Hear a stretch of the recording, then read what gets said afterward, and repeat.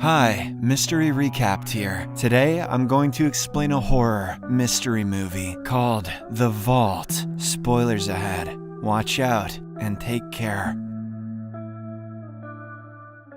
The movie opens in the Centurion Trust Bank's kitchen, where assistant manager Ed Mass is getting his coffee. He seems to be dealing with some trauma, as flashes of gunfire flicker in his mind. Ed nonetheless jolts himself back to reality and gets ready for a busy day ahead. Just as he steps into the main hall, Detective Logger also enters. The latter deposits his salary into a savings account and quickly heads back to his job. Everything seems normal. Security guards monitor the floor, clerks handle paperwork, and customers wait their turn. It is also revealed that a fire has been raging in a nearby factory. This is why the sounds of sirens can be heard from the streets outside. Soon afterwards, the bank manager calls a young woman named Leia into his office. It turns out that she is here to give an interview for the post of a teller. Her resume lists work at large corporations, but there's a gap in her employment history. Leia explains that she traveled extensively and taught English to children at a parish in Mexico, but due to a relative's illness, she had to return and is now trying to get a job. Outside in the main hall, a woman with a teardrop tattoo on her face starts creating a scene. A middle-aged teller tries her best to control the situation, but the woman grows increasingly hostile, berating the bank for charging illegal penalties. Meanwhile, the manager, unaware of what's happening outside, continues the interview. He confides in Leia that in the past year they have had 3 tellers leave the job. Several employees apparently think the bank is haunted, as they have seen or heard spooky things. At this moment, head teller Susan Cromwell confronts the disruptive visitor. She points out that the woman is not even a client of their bank. Just then, 3 firefighters enter the building and lock the doors from inside. Leia nods to the irate visitor, who suddenly attacks the security guard. He collapses from a hard blow to the face, and everyone struggles to comprehend the chaos. Leia then draws a gun and tells the assistant manager to comply, or else she will blow his head off. It is obvious that an elaborate bank robbery plan is now underway. However, the guard at the main door only sees the customer being violent towards the other security guard, so he contacts the local authorities via his walkie-talkie and relays that there has been slight unrest at the Centurion Trust Bank. He then rushes towards the counter, only to be knocked out cold by one of the firefighters. The other 2 take everyone hostage and cover their heads with bags. In the meantime, the disruptive visitor, who turns out to be Leia's sister V, collects phones from the captives. The second firefighter, Cyrus, sprays over the security cameras with paint. This is when the local police contact the security guard, who made the distress call earlier, but the third firefighter, named Michael, forces the guard to assure them that everything is under control. However, Detective Logger, who is on duty in a nearby neighborhood, decides to check the bank. He is on his way when suddenly his radio emits a patchy, unclear message. It is the voice of a man who reports that a robbery is in progress at the Centurion Trust Bank. The man says that the robbers are taking hostages and pleads for the police to be sent. Inside the bank, the first firefighter, whose name is Kramer, orders the tellers to open the vault, and if they don't, he'll say racist stuff. They hesitate at first, but eventually agree to do as told. Meanwhile, in the hall, the bank manager attempts to flee, but he's quickly shot in the knee. He begins to writhe and scream in pain, forcing Michael to knock him unconscious. Michael then removes his mask and begins dressing the wound while apologizing to the victim. It is obvious that he doesn't want to harm anyone. Back in the vault, Susan finally opens the large safe, only to reveal that it contains a small amount of cash. Kramer then angrily grabs the money, comes out to the hall, and shouts that there is only $70,000 here. All the robbers are dismayed at this revelation. They have put their lives at risk and hurt people for such a tiny amount of money. I'd tell them to cry about it, but V's already got that covered. While Leia wants to quickly make an exit, V and the others refuse to leave empty-handed. As they are busy arguing, a hostage unexpectedly offers his help. He introduces himself as the assistant manager and claims to know the bank inside out. To prove his sincerity, the man reveals the location of an emergency alarm button and advises them to disable it quickly. He says that if the daily transaction database isn't verified with the manager's PIN, the alarm will be activated. He then promises to assist the robbers if they ensure no one else gets hurt. An increasingly desperate V agrees and removes the bag from his head. It is revealed that the man is Ed Mass. Mass, the same person we saw in the first scene. Following this, Ed quickly disables the alarm and even reveals the location of additional cash. He says there is a vault, built about 60 to 70 years ago in the basement. Ed claims that it contains $6 million in cash, and even hands them the keys to the basement door. Shortly afterwards, V and Kramer head to the basement, instructing the others to monitor them through the surveillance cameras. According to their plan, Michael will also later descend to the basement. He is tasked with creating a hole in the bank's sewage pipeline, which will serve as their escape route. For now, Leia escorts Ed to a separate office from which she can observe the surveillance monitors. V and Kramer also reach the basement and locate the door leading to the old vault. Back upstairs, Michael locks all the hostages in the new vault and stands guard himself. Everyone remains silent for a while, but soon the hostages begin to grow uneasy. Susan speaks up first, pleading to be escorted to the restroom downstairs. In the meantime, Kramer and V discover the vault, which has a huge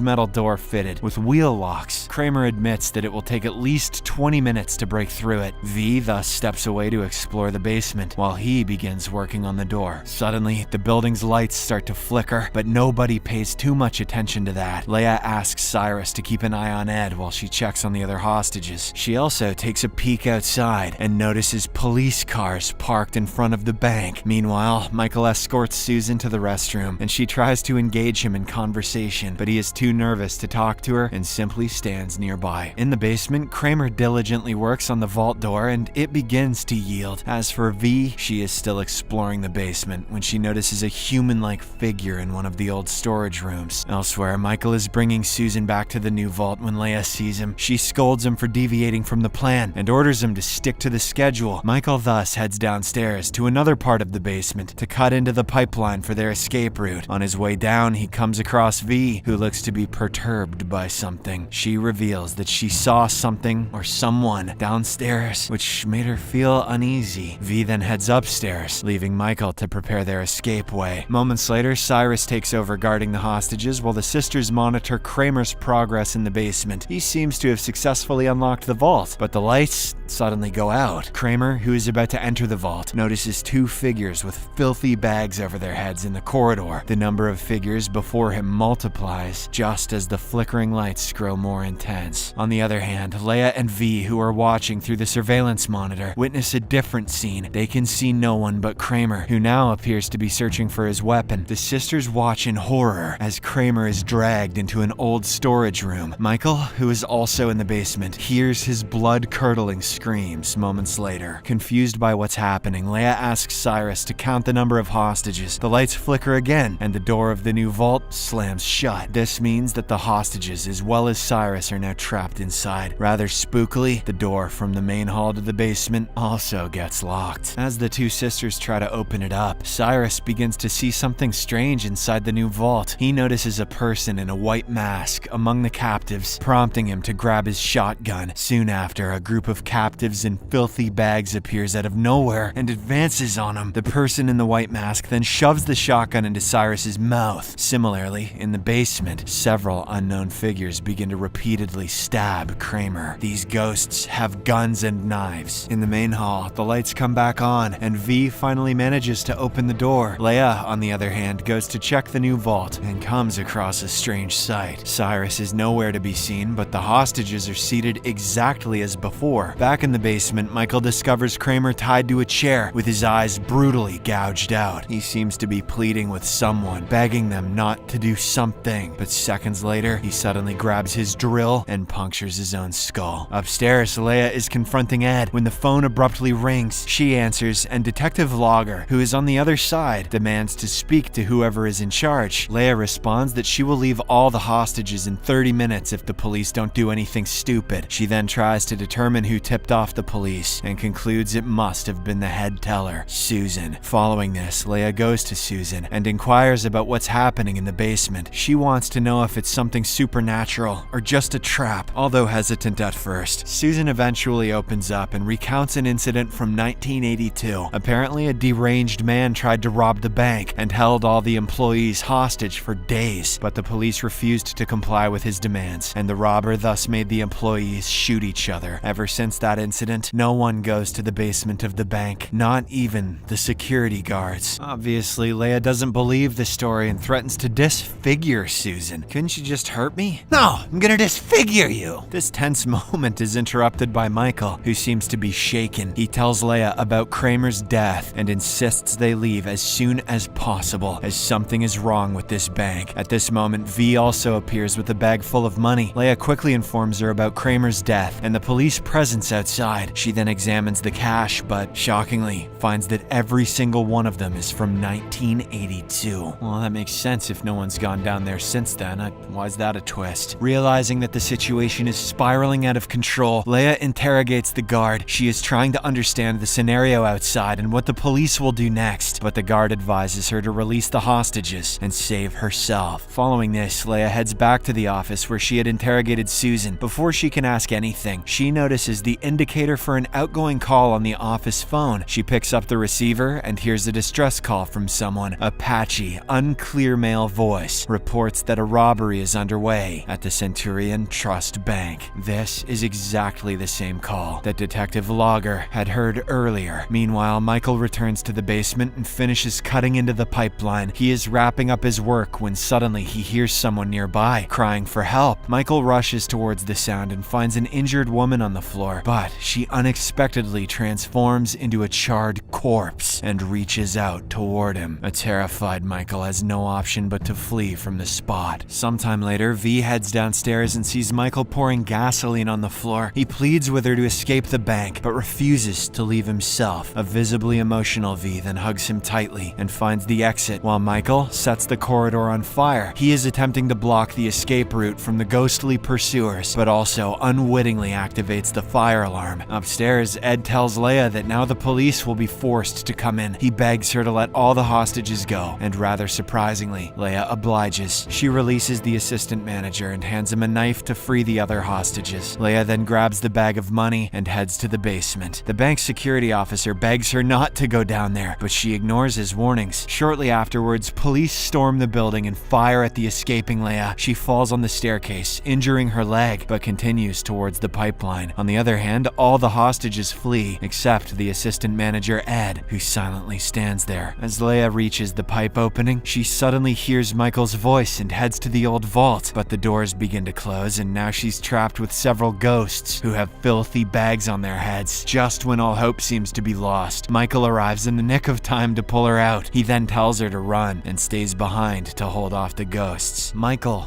what are you doing? Unfortunately, before Leia can enter the escape route, she is attacked by the man in the white mask and several other ghosts. Michael then plays his final trick. He sacrifices himself and ignites the entire surrounding area. This gives Leia enough time to safely escape through the pipe. The scene then abruptly shifts to the next day as Leia drives down a dirt road. She is listening to a radio report about the armed robbery and the fire at the Centurion Trust Bank. The report states that all the robbers involved died in the blaze. Shortly afterwards, she stops her vehicle on the way and picks up her sister V. Elsewhere at the police station, Detective Logger continues his investigation. He reviews footage of the robbers' deaths where only they were visible. No one can identify the assistant manager who guided the robbers to the old vault. Witnesses try to recall details about the man, who seemed to have knowledge of the bank's security system, but all of them realize that he never told anybody his name. Susan, who has worked at the bank for 10 years, doesn't remember such an employee. However, she suddenly recognizes him in a photo on the wall of the police station. Susan points to the photo, identifying him as the man who had helped the robbers. Detective Logger, however, dismisses her claims and says it is not possible. In a shocking twist, it is revealed that there was a ghost in this movie full of ghosts. The man, Ed Mass, was one of the victims of the 1982 robbery. He was the one who made the infamous call heard by so many people before being shot on the road. road, and now he marauds the land as the ghost of James Franco's career. In the meantime, Leia's car is broken down, forcing V to examine the engine. The sisters are trying to figure out what's happening when suddenly the man in the mask grabs V from behind. I guess the fire allowed the ghosts to escape.